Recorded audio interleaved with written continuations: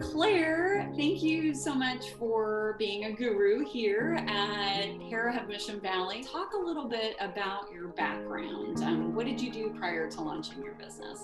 I did small business bookkeeping for small businesses in San Diego for a CPA firm. And then I went into private. I worked for a mortgage brokerage for a while, and I did full charge bookkeeping for their 9 branches. And then I went back into public accounting, but this time I went into tax. And so I got my CPA license, I completed my master's in tax.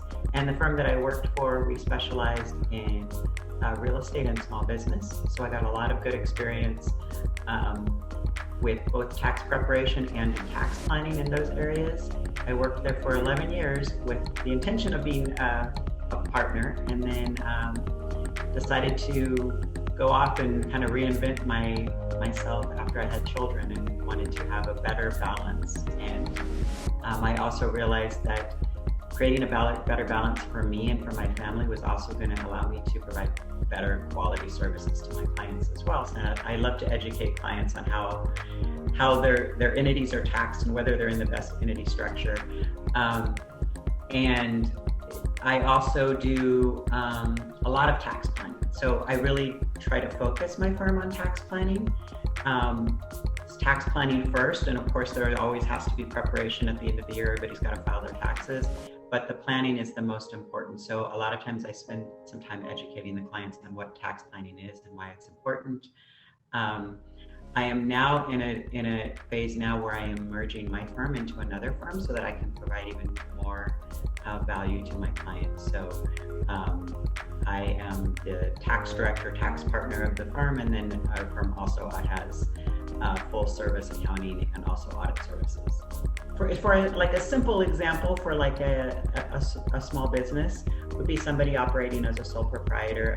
I had one recently. It was a small client, but was making about $100,000 a year, but operating as a sole proprietor, wasn't taking advantage of a lot of things, just basic things like home office expenses, deducting her health insurance and things like that. So just adding those things added some savings. And then we also looked at changing the entity structure.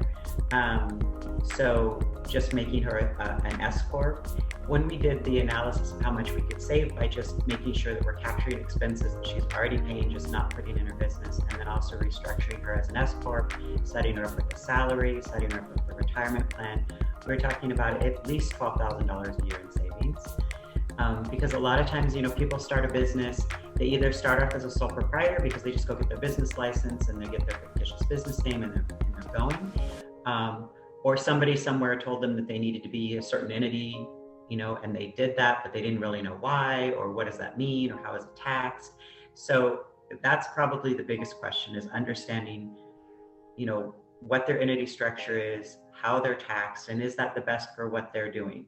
And so a lot of times I get people asking me, what is the best entity? And, my answer is usually, well, if there was just one choice, then there would be one, there would only be one option. There wouldn't be multiple options. So each one of them has different pros and cons. And so you really have to kind of weigh where you're at right now, where you plan to go, what are your plans for the future? What type of partner shareholders do you have? Are they foreign? There's a lot of different things that you have to weigh to understand what's the best entity for you.